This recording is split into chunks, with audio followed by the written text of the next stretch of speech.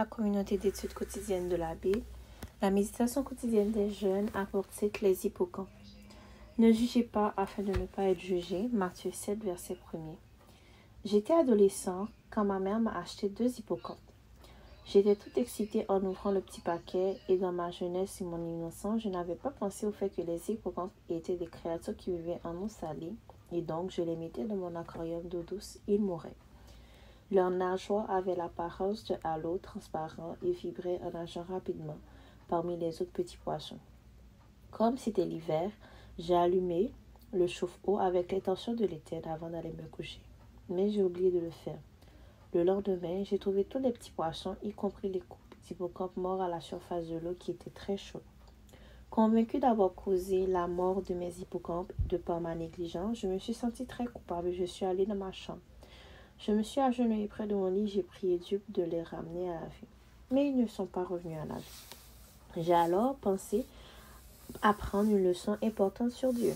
Il a été clair pour moi que ce Dieu, qui était censé se soucier de moi, nous mourants, ne se souciait ni de mes hippocampes, ni de moi.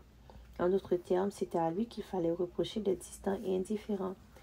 Il ne m'a bien sûr pas fallu longtemps pour me rendre compte que j'avais commis une erreur en mettant les petits animaux de mer dans l'eau douce et qu'ils seraient morts de toute façon, même si j'avais éteint le chauffe-eau de l'aquarium.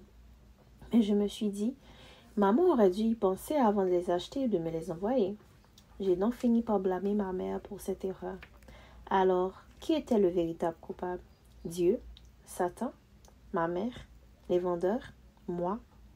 C'est justement parce que Dieu a conscience de peu de sagesse que nous avons et des dégâts que peut causer notre ignorance dans notre façon de voir les choses qui nous a laissé des instructions très claires sur cette question de la faute.